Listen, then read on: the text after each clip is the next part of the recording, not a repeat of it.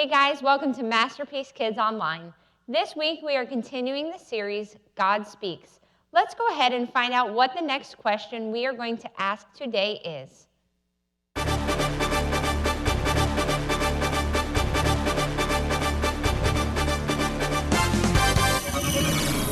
Hello, and welcome to the Okra Report.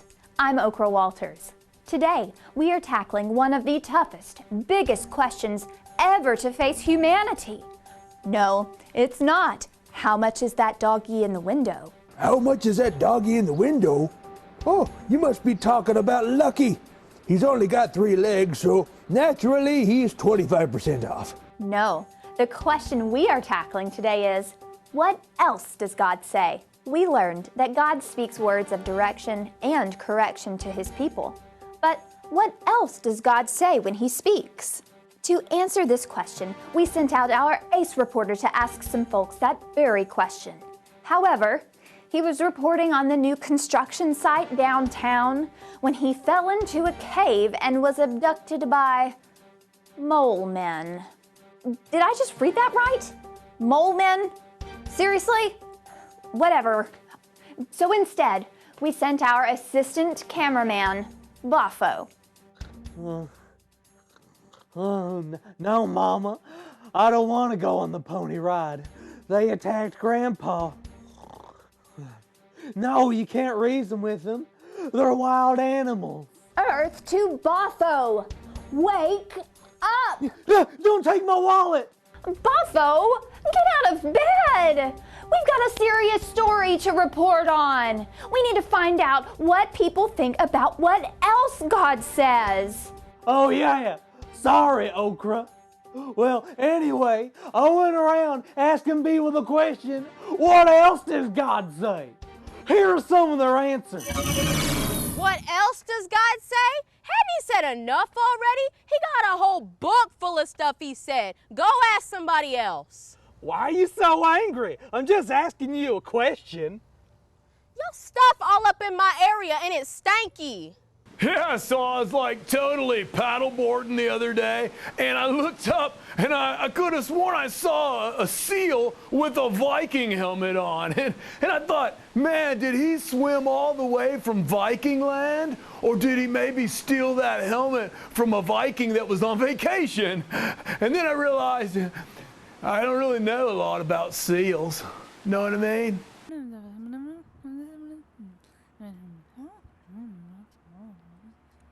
Ever tried talking to a road sign? Same thing, except not as helpful. Oh, God has lots of extra stuff to say. He talks to me all the time. You remember I told you I got that metal plate in my head, and God uses it to beam his satellite frequencies right into my brain. Well, I think I'm getting something right now.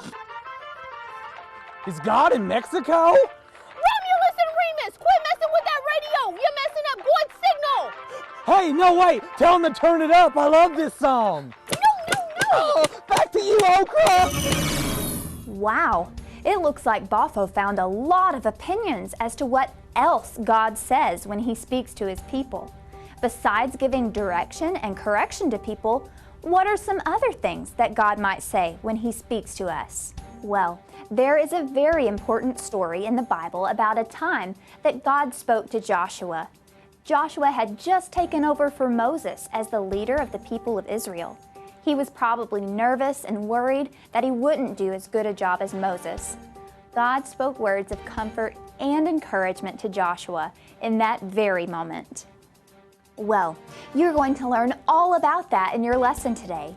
You're going to learn all about God's message to Joshua and how God sometimes speaks words of comfort and encouragement when we need them. So, that being said, I better let you get into your lesson. And I have to get prepared for my next interview.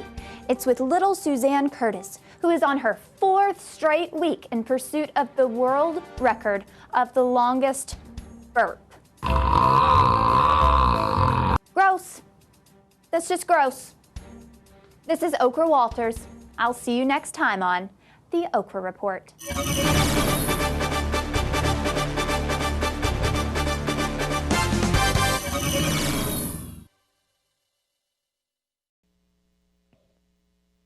Today we are going to learn about an incredible man named Joshua.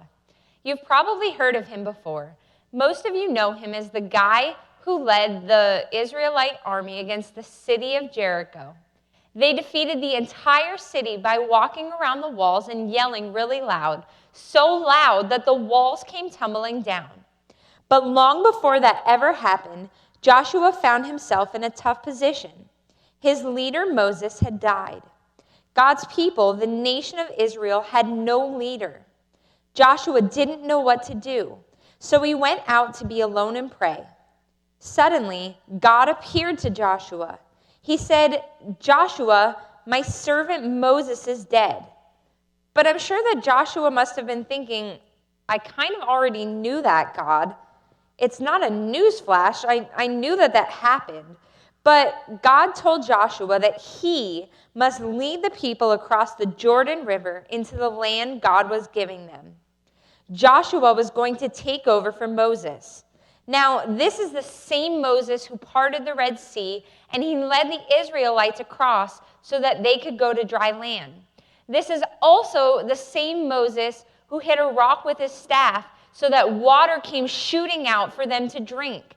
And this is also the same Moses who God met with face to face so he could give them the 10 Commandments. Now, Joshua must have been thinking, there's absolutely no way that I can follow this kind of leader. Many times we feel like there's no way that we can do what God is calling us to do.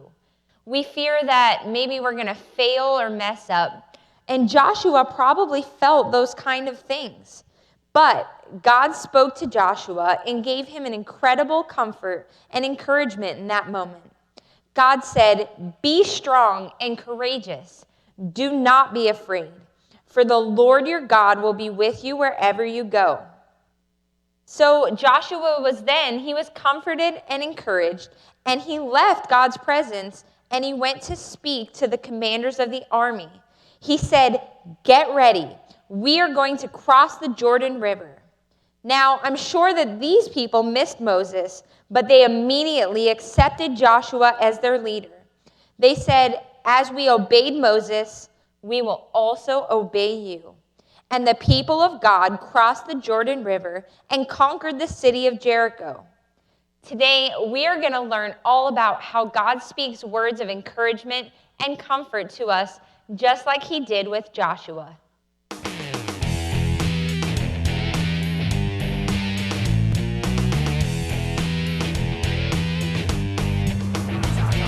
Chaka, ooga, ooga, sprinkle chaka. I like chocolate. I like sprinkles. Yeah. Hello, everyone. Don't mind us. My name is Van. My name is Glenn. And we're here to pop you up. Yeah. Hey, you know what I like better than chocolate sprinkles? My big old bulging bicep. Other than that, I'm talking about knock-knock jokes. Do you have a knock-knock joke today? What is it? Knock-knock. Who's there? Cows go. Cows go who? Cows don't go moo, silly. They go moo. Then let's teach today's power verse. yeah, you don't get it. Okay, boys and girls, today's power verse says, Be strong and courageous. Do not be afraid or discouraged. For the Lord your God is with you wherever you go. Joshua 1:9. Oh, what a powerful power verse, huh, Glenn? Yeah. Okay, I'm done. Now, girls, I want you to stand up on your muscled up feet and say the power verse with me, Sven, on the count of 3. Here we go. 1, 2, 3. Be strong and courageous. Do not be afraid or discouraged, for the Lord your God is with you wherever you go. Joshua 1:9. Oh, yeah, girls. That was amazing. Now sit down. Sit down. Now I need to see boys. Yeah. Boys, stand up and get in your perfect power stance. With me on the count of 3. Come on, boys, stand up. Say it with me now. 1, 2, 3. Be strong and courageous. Do not be afraid or discouraged. For the Lord your God is with you wherever you go. Joshua 1:9. Oh. Yeah. Good job, good job. You can sit down now. You know, boys and girls, What? Glenn, What? God speaks to us in so many ways. And he tells us to do many, many different things. Yeah. But he also speaks to us to give us encouragement. Oh, yeah. Yes, to lift our spirits. Yeah. Maybe to pray for someone or speak to someone who's feeling lonely. Yeah. Or even to tell someone else about him. Yeah. God speaks to us for many different reasons. Yeah. But what is important is when he speaks to us, we must be willing to listen and obey. Obey. Yeah, that's right. So here we go. I want everybody to stand up and up. do the part of us with all Glenn and I on the count of 3. Here we go. 1, 2, 3. Be strong and courageous. Do not be afraid or discouraged. For the Lord your God is with you wherever you go. Joshua 1:9. Oh, that was awesome, boys and girls, both of you. Now sit down. Sit down. Well, Glenn, What? it is time for us to go. Okay. I'm sad. But until next time, boys and girls, my name is Ben. My name is Glenn. And we're here to pump you up. Yeah!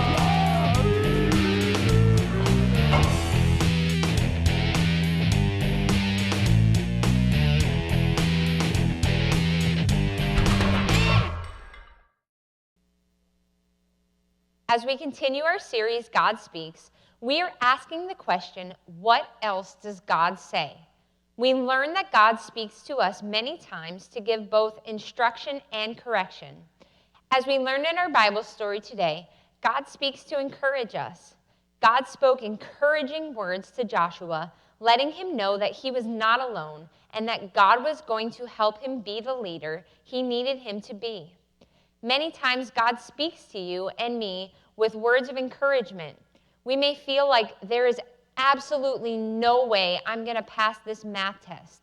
But God whispers to us, yes, you can. I will be with you. Or we may feel like nobody wants to be our friend and we are all alone. But then God whispers, I have never left you and you are not alone. You see, God is an amazing God who wants to speak words of encouragement to you. We need to allow his words to be the words that we listen to. Don't listen to the words of discouragement that you might hear at school, or maybe you might even hear them at home. Listen to God's encouraging words.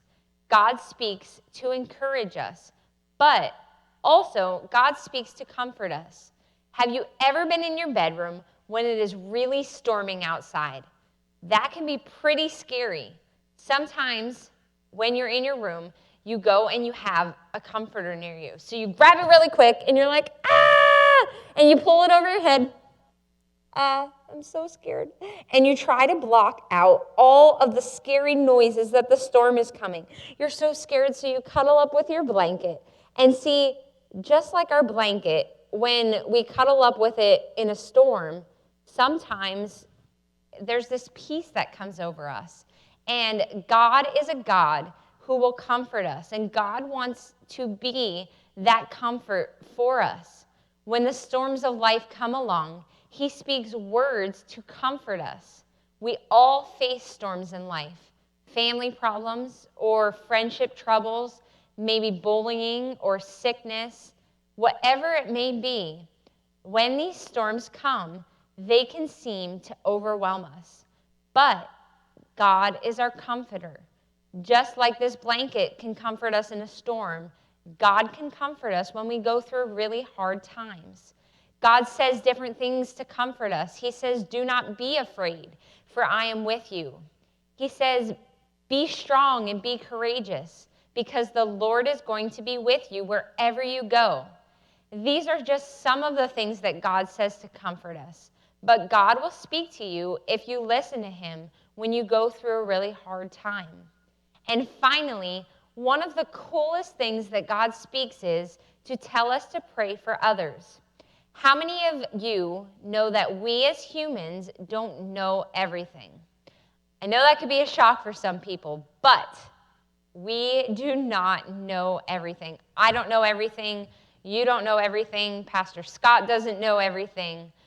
But we know the one who does know everything.